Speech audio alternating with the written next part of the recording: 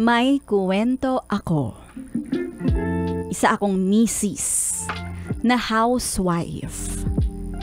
Pareho kaming civil engineer ng asawa ko.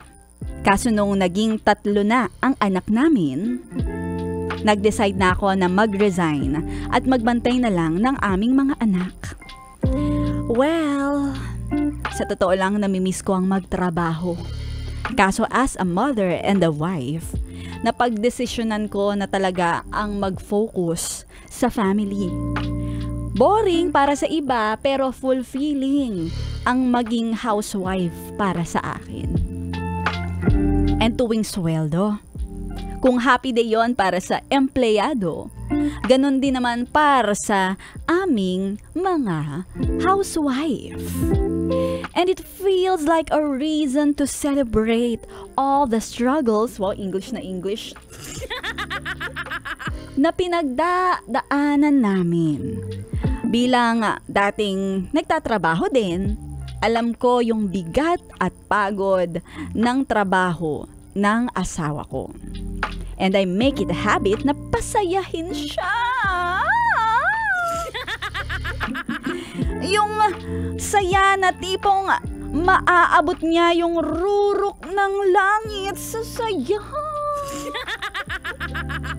And because sweldo day is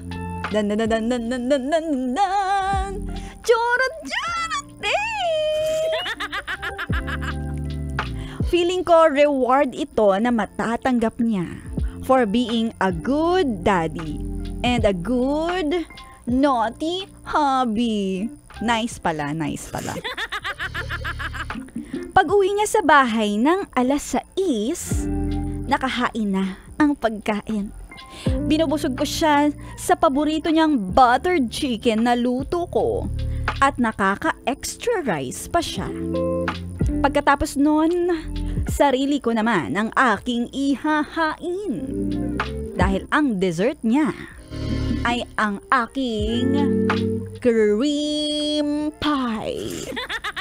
Cream pie? Ang mga bagets, pinamake sure namin na mahimbing ang tulog para di makarinig ng aalog-alog, aalog-alog, log. Solong-solo na kami sa kwarto. With matching sexy music, sexy lingerie. Na feel ko talaga ang kaseksihan ko.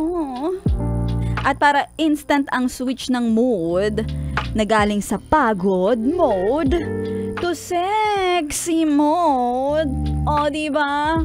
Insta mode. Insta mode.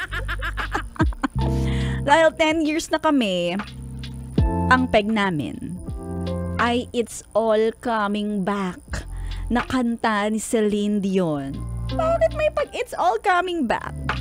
Cause when you touch me like this, and when you hold me like that, when you kiss me like this, it's all coming back to me now.